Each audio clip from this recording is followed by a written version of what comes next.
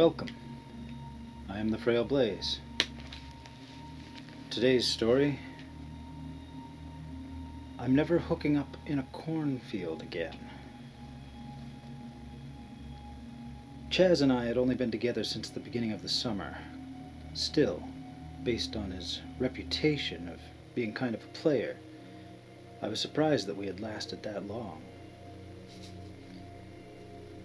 He hadn't really dated many girls from our school, but he was always rumored to be with someone. In fact, he'd take girls from other schools to house parties, but he would never show up with the same one twice.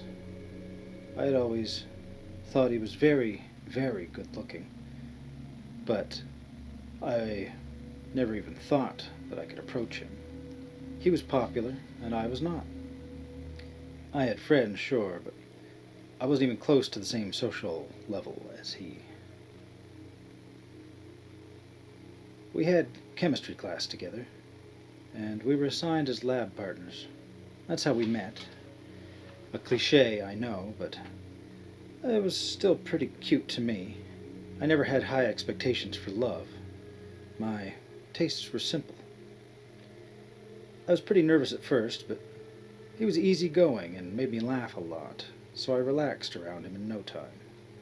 We'd sometimes meet at my place to work on a project, but that soon progressed into dates out somewhere. He'd take me any place I wanted: the movies, the fair, bowling, and so on. He was a very sweet, charming guy, too. It was easy to fall for him, despite the murmurs I'd overheard around us. That's not gonna last. Who even is she? How much do you want to bet that he'll dump her before homecoming? I didn't care much for gossip. He never made me feel insecure in our relationship. As far as I knew, his eyes never strayed, and he never snuck off to meet other girls. I'm pretty sure all the people talking were just jealous of what we had. I had to admit, I was nervous about having sex with him. The first 3 months together, we only ever got to second base, but things would sometimes get a little more heated. Still, we never actually got there. But he never pressured me. He never got upset when we stopped, either. I was starting to think some of those rumors were just lies. My Chaz couldn't have been the douchebag player everyone said he was. When October rolled around, I felt even more secure in our relationship. I had thought that maybe I'd just been a summer fling or something, but when the new school year started, and we were still going strong, I felt better about it. So one day, I decided to stop fooling around. Since Halloween was just around the corner, he took me on a haunted hayride and protected me from all the spooky creature actors that would pop up to scare us. We got caramel apples and mingled with some friends that had caught up with us. He held my hand the entire time. Sabrina, my best friend, pulled me aside at one point. "So, is tonight the night?" She wagged her eyebrows comically, causing me to laugh and shove her playfully. My face was beet red. I mean, I don't know. Maybe. "Aubrey, this is huge," she squealed. And I quickly shushed her. "I mean, did you plan it? Do you think he's got something romantic in mind?" I shrugged one shoulder. "No, I haven't told him, but I figure being spontaneous is kind of fun, right?" "Totally," she replied. "Just be safe, okay? No hanky-panky if he doesn't have any protection." "Yes, ma'am," I replied. As the night came to a close, Chaz and I extricated ourselves from our friends and began to head to his car. In a bold move, I began kissing him passionately, pressing my body close to his. Hands began to roam, and when I didn't stop him, he withdrew. Both of us breathing hard, I could see his eyes were glazed with desire, searching my face. I gave him a languid smile, one that was full of promise. "Are you sure?" he asked. I nodded, pressing closer. "Okay, I know a spot, let's go." He drove us out of town, and just a couple of miles into the highway. Soon I saw faded farmhouses vaguely illuminated by the moonlight, along with the silhouettes of silos and lake-grazing animals. Vast fields of corn surrounded us, much taller than us, and so dense it seemed almost impenetrable. "Kind of spooky, isn't it?" I said, shivering from the cold. "Well, it is spooky season after all," he said as he draped his jacket over my shoulders. Then he held his hand out. "Come on, I'll take care of you. It'll be fun."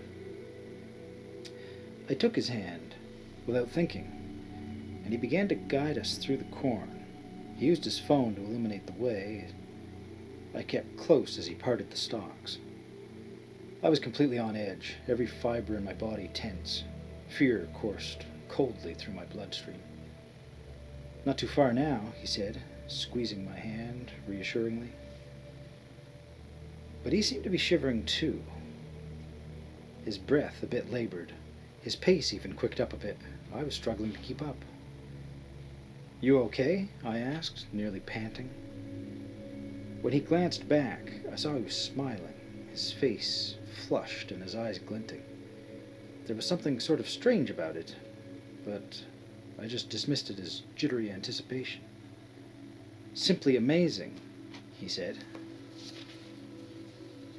We soon reached a small, secluded area that had enough room for us to move around. The corn was still like a fortress around us. But I found a bit of solace, not just in the company I had, but also in the vast expanse of stars in the inky night sky. The moon showed only half her face, but it was still a beautiful sight. Chaz turned his phone light off, bathing us in shadows, but I could still see his smile, a neat row of pearly white teeth, bared in a way that had a hint of menace. I took off his jacket and laid it on the ground, if only so I could mask my nervousness. This is nice," I whispered, clearing my throat. "Private, too." "No need to keep your voice down, babe," he said. "No one's going to hear us out here." He approached me, crushing me to him. His kiss wasn't nearly as tender this time. It was frantic and fierce, his teeth pulling on my bottom lip. I tried to match his energy, attributing his sudden change to pent-up sexual frustration.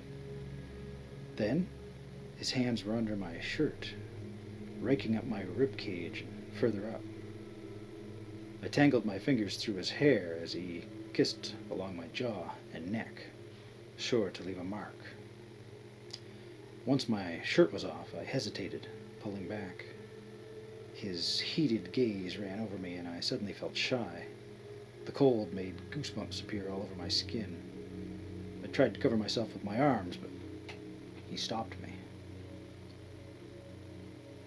"You're so beautiful," he said, almost as if in a trance. "I never want to stop looking at you this way. All mine, forever." His words made me melt, and I kissed him once more. He lowered me to the ground, my back against his jacket. I looked up at the stars momentarily as he climbed atop me, still peppering my face with kisses. One of his hands trailed up my neck, his fingers wrapping lightly around my throat. Arousal warred with a tinge of fear within me, but this was my Chaz, and I trusted him. "I love you, Aubrey," he whispered against my lips, "forever and ever." His fingers tightened some, partially cutting off my breathing. I squirmed uncomfortably, tapping at his arm to try to get him to ease up. I stopped kissing back and tried to move my head to the side, but his fingers tightened even more. He pulled back to look down on me, his eyes wild and glazed over. A trickle of saliva was pooling on the corner of his lips. "Quit moving around. Don't you love me? Don't you want to be with me forever, too?" He growled angrily. "You're special to me, Aubrey. That's why I'm trying to make this as easy as possible. Stop moving." His body caged mine in, keeping me in place. I tried to speak, but I couldn't form the words. I couldn't even gasp. Panic flared throughout my body, and I thrashed, trying to push him away. My vision was swimming, and I clawed at his arm, raking my nails on the skin that I once tenderly caressed. In my mind, I begged for help.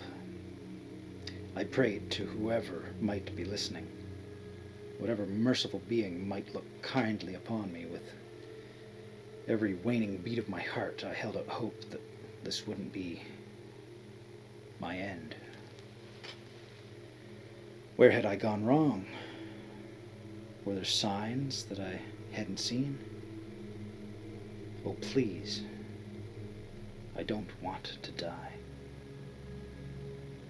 When consciousness was beginning to elude me, the stars blurring into streaks of light, I heard a rustle nearby. Chaz did not seem to notice this, and for a moment I thought I might be hallucinating. I was losing my strength, so my limbs relaxed, even as I wanted to keep fighting. The rustling grew louder, and from the corner of my eye I could see the corn stalks being jostled. Was someone approaching? Distantly, I felt the need to scream for help. Then suddenly, a figure appeared behind Chaz. A tall girl with long, tattered black hair. Her skin looked gray in the faint light and caked with dirt. Her leg was broken at a strange angle, causing her to limp. Her face was mostly covered by her hair, but I saw a flash of dark, empty eyes. The rustling continued, and another figure appeared. Then another. More and more girls stepped out from the shadows, 6 in total, all in different states of decay. A couple had been brutalized. One had her head caved in, the left side of her skull nothing more than a dark crater full of rot.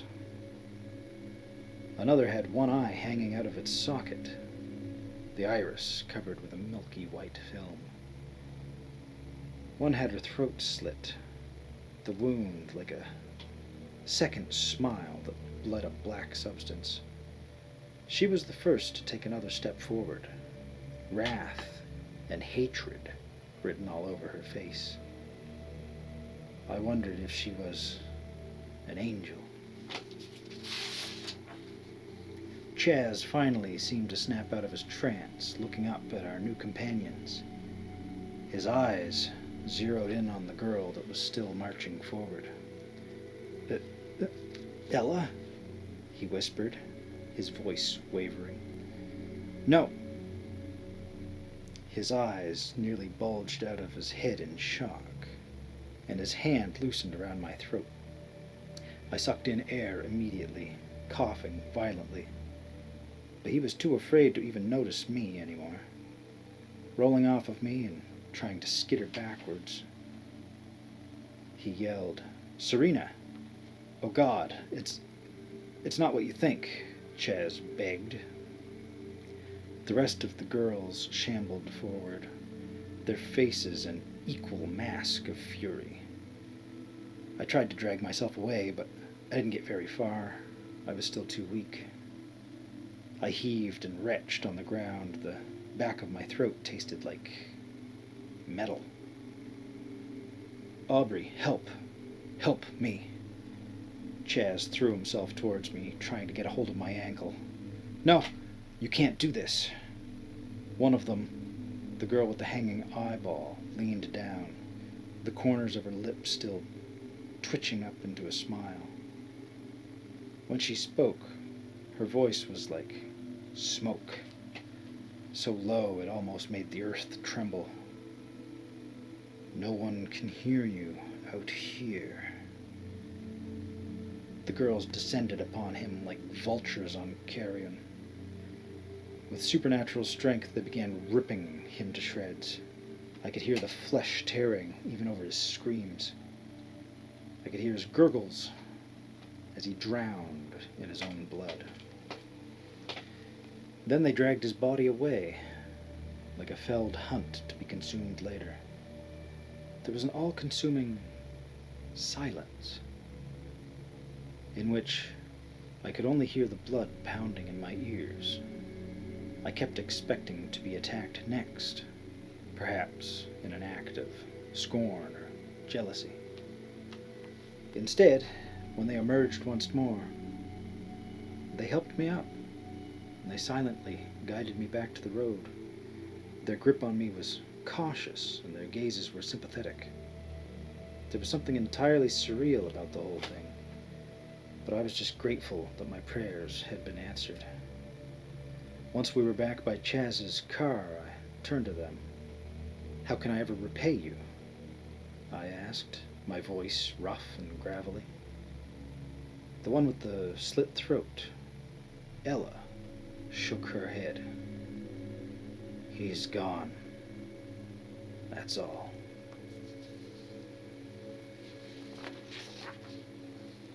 "Thank you for saving my life," I whispered, giving them all a grateful smile, tears welling in my eyes. As best as they could, they smiled in return. When I pointed to the car, they nodded, silently promising to take care of it.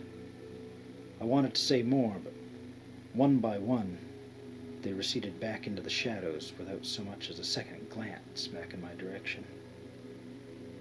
While I slowly walked back home, the sky gradually lightened, burning orange and gold. I was shivering, and my teeth were clacking, and my neck hurt, but I was alive. I could only wonder what would become of those girls, but I hoped that they could finally find some peace. Justice had been served, but I would not let anyone forget them. As for me, I should have known that relationship was too good to be true. Losing my virginity in a cornfield was a stupid idea anyway.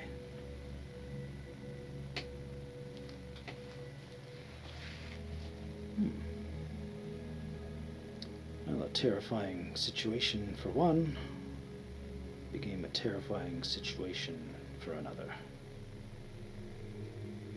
Let me know what you thought of this story, or any other stories you'd like me to read, in the comments below. And I do hope that you'll join me in the future for more Frail Blaze tales.